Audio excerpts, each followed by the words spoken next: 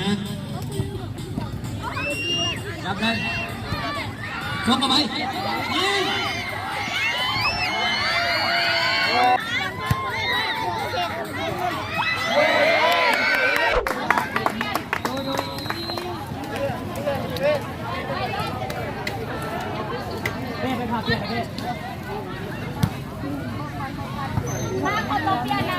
ภาพบรรยากาศการแข่งขันกีฬาระหว่างโรงเรียนม.ส.ดอนเขียวครับมอบต้นนงบกเนาะ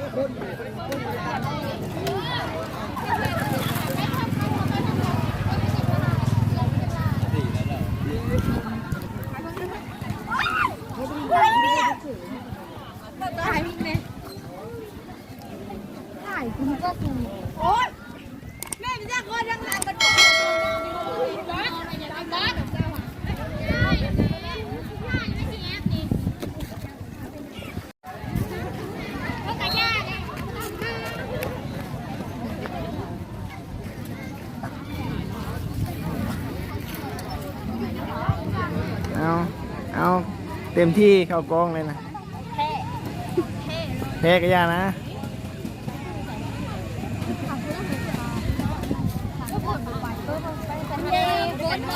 อยู่ในเด้อเป็นล่มกับจุ๊บจั๊บไหว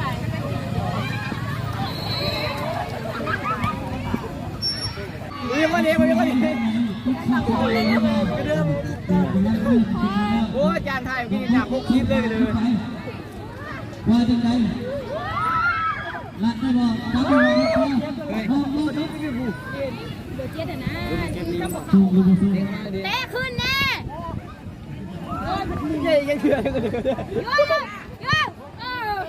สวยเข้าเลยฮะยิงไหวเนาะเขาเห็นวัน พุกล้อขึ้นไปขึ้นมาตลอดก็เกิดมาเตี้ยดีใจเลยมึงอย่าปิ่นมาพักยังว่ามึงแนมบ่าพักปลานั่นไม่ได้กันรอบเมื่อกี้นี่อีกแล้วเฮ็ดยังกินออกกล้องให้ลบมาดินะเต้นเด้อจ้ะเฮ็ดกระเดิมไอ้บ้าน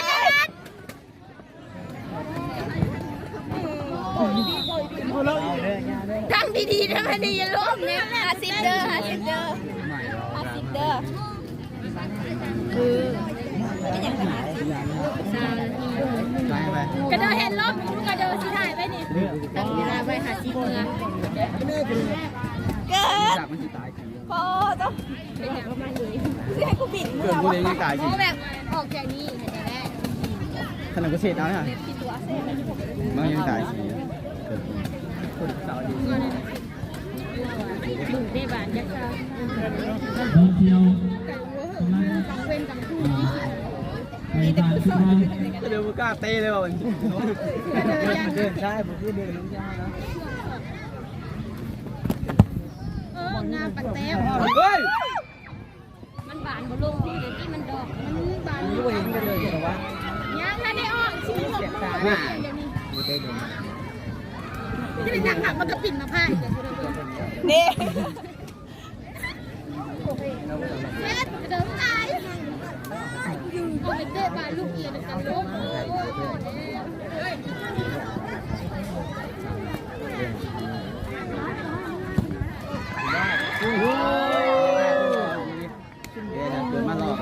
โอ้ยจะบอกบางลายซ้ำนั้นเป็นกระไดโอ้ยหัวคิดจะกินนะเจ้าหน้าที่เหรอติ๊กตั้งแรกตอนนี้กัน4:38เลยเนาะนี่แน่ไม่ยั้งเป็นบ้าวัดดูเฮ้ยวัดเอ้าพูดเสีย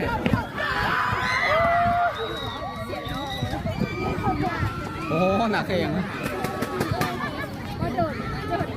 เก็บทรงอยู่เก็บอยู่แต่เก็บทรงนะโอ้ยจัดเสาไทยหรอโอ้ยเลี้ยงบานแนวเตะบานว้ายเกือบไปเลยเขาหักสุดแล้ว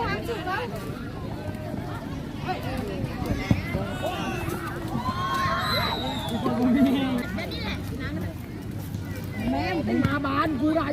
เป็นแม่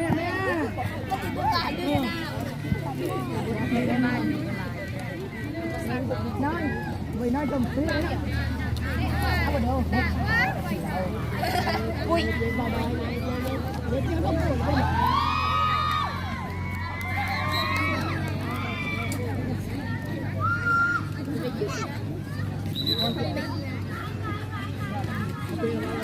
อยเอามาจะเตะทีมันนะทีมก่อนเดี๋ยวนี้มันที่ไหนไปถ่าย เขาว่าคุณทับคุณดีสาย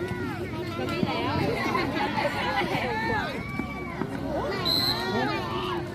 เอ้ยชื่อนี่คอยหนึ่งอาจารย์คอยแม่ยังบอกโอ้พ่อมึงยังบ้านอะไรไม่รุ่นไม่ไปนานนี่บ้านบอกว่ามันพูดหมดแล้ว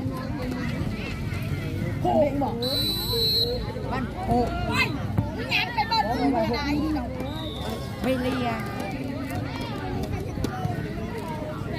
มันไม่นานมึงขึ้นก้อน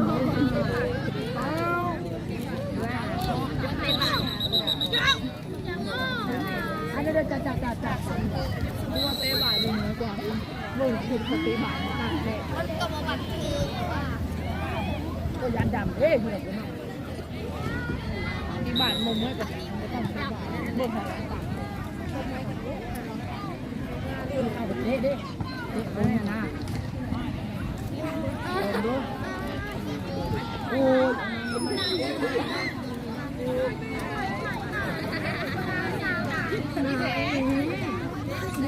มึงแน่มักเสื้ออัน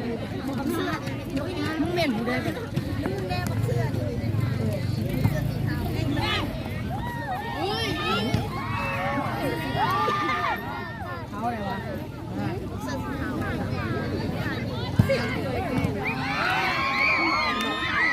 เขาลงห้องเจอเสียงเหมือนนี่แก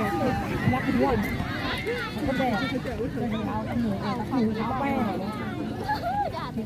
เขาบริบอกคือหัวบ้านเป็นเด็กแต่มึง ป้าทำยังไงเอาตีนมาขี้อ่ะวันงานสาย มันเลิกได้เลิกมาบ้านมึงนะ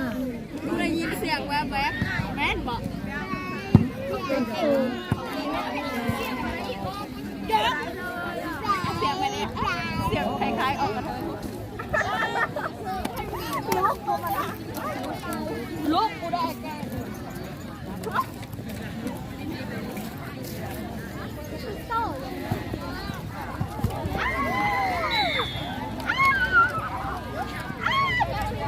เขามากันหาไป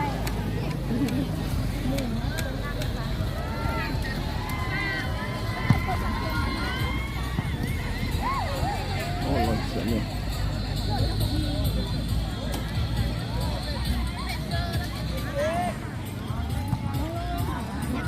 เอ๊ะ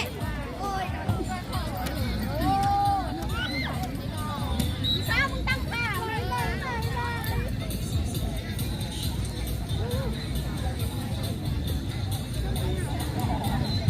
ฮัลโหลบรรดานักเชียร์ทั้งหลายกรุณาติดขอบสนามบัดนี้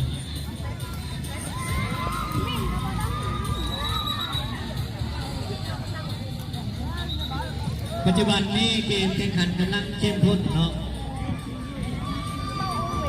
รถเขียวเป็นฝ่ายเปิดลูกแจเข้ามา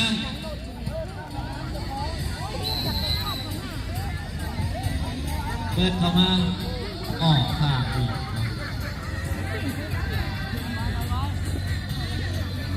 น้องพกเป็นฝ่ายโยนบอลเบอร์10จับไปส่งขึ้นมารถเขียวจับได้ยังโบออกไล่ขึ้นไปเป็นประตูปุ๊บไม่เอาดีโยนขึ้นไป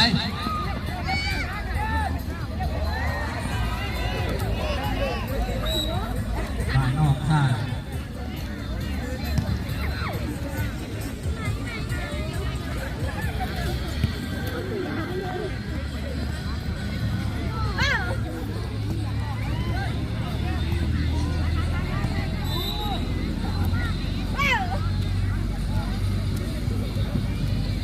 เกมแข่งขันดำเนินมาได้10 กว่านาทีเลยเนาะสกอร์ยัง0-0อยู่เนาะ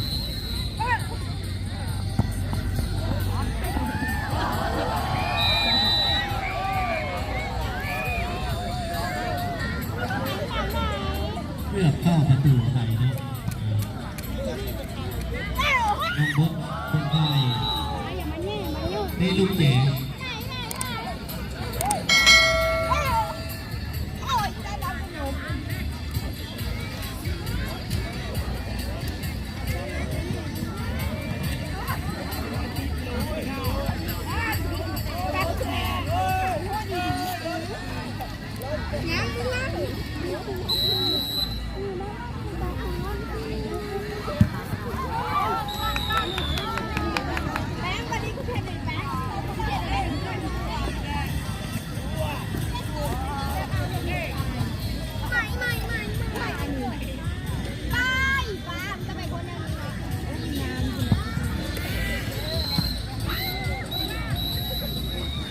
เพิ่นไปตั้งทีหนึ่งเนาะ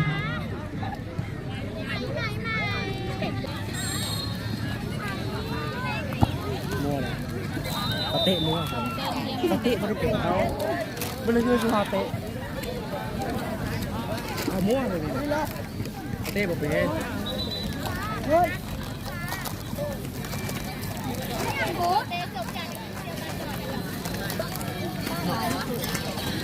ขึ้นบดตามหนึ่งกระสองโอ้ยมาขาดเต้นดูดิตามหนึ่งยืนตาม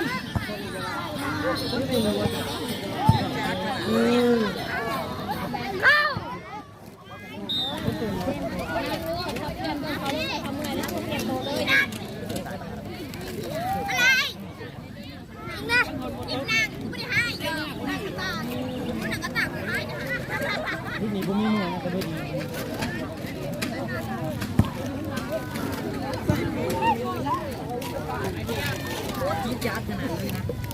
กรรมการแบบนี้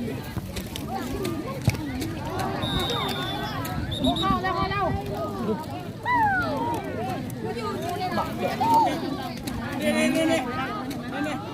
กินได้อยู่โอ้กินได้อยู่เมื่อยมากแล้วก็เป็นคนไม่พ่อกินอีกมันจะตายนะเบิ้ลตัวที่บาทไปละมันยูทูบแล้วจานเนี่ยนะ เรายูทูบเลยจาน ไปอยู่ใน YouTube นั่นเลย อันโดซับมันก็เอาใส่หน้ามันได้จานเลย โอ้โหนั่นเลยนี่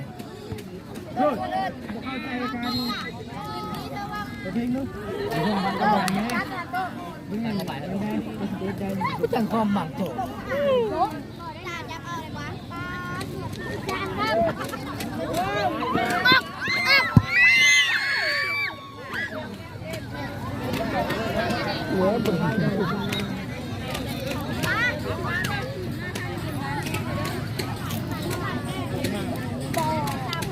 จัดไปบน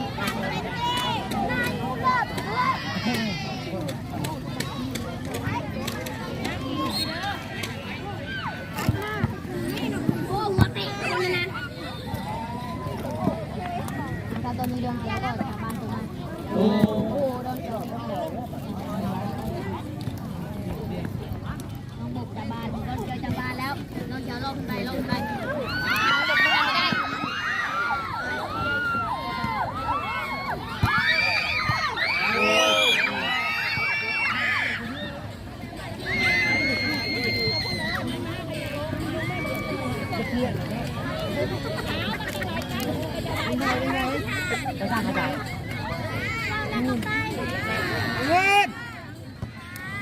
เรียนโต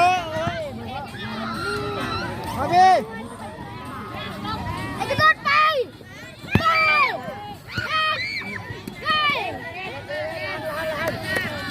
น้องบุ๊กจับบานเลย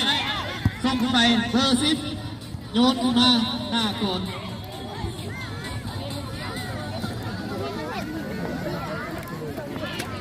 ลอกเข้าไปลอกเข้าไปได้พอได้พอได้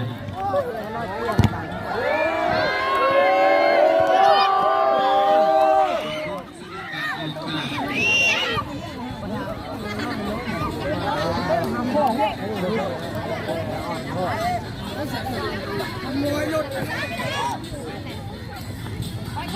เปลี่ยนเครื่องอะไรกันเลย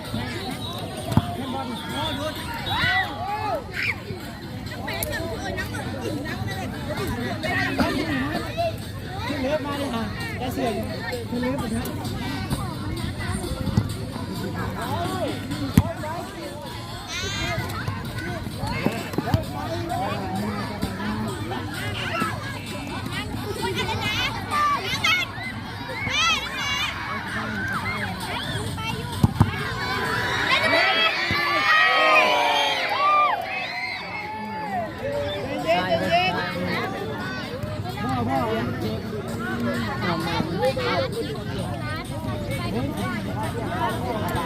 ตัวนี้ไงมันมีคนหินมันมีเป็นตุ่มของมันมันมีต่อบางของมันไม่ได้เองเลยมือต้องมือต่อบางของมันนี่เดินไปกี่ชาติกันเปลี่ยนจับเชี่ยวจ้านักกีฬาโดนเกี่ยวขอเปลี่ยนตัว เอาเดินไปเปลี่ยนดูเลยเด้อมาเลยเฮ้ยโอ้ขอบคุณนะบ้านนี้มีคนอยู่นะไปเร็วเร็ว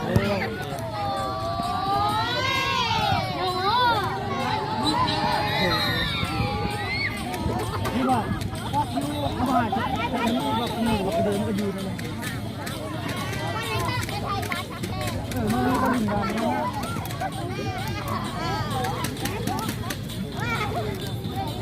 เสียดงบกเขาอยู่ทางไหนวะนี่เงียบเลยเสียง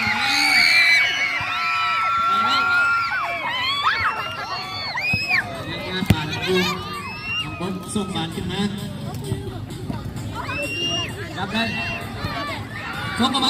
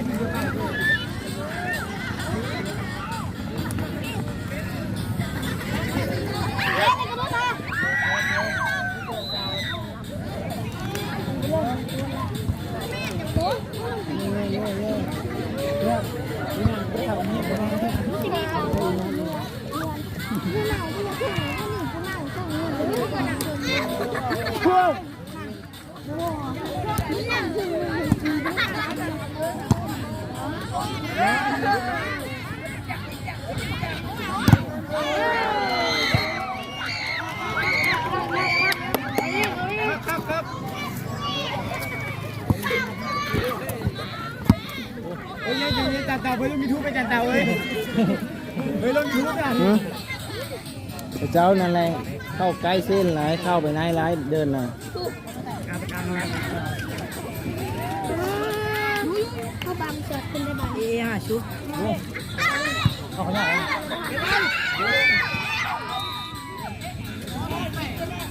เดิ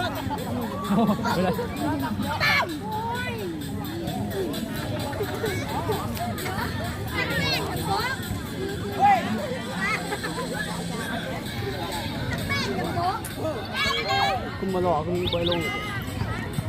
นี่คือแบบพี่นี่ก็หลอกนี่หลอกกันเลยเดี๋ยวเขาหลอกมึงบอกพ่อกันยังเอาใหม่ครับมือสายเกิดใหม่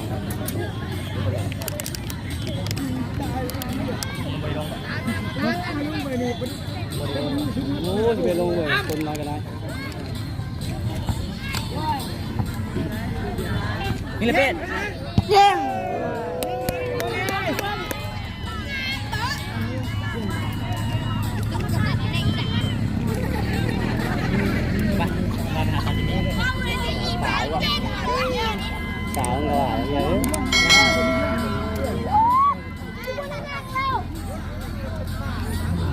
กิ้วเนี่ย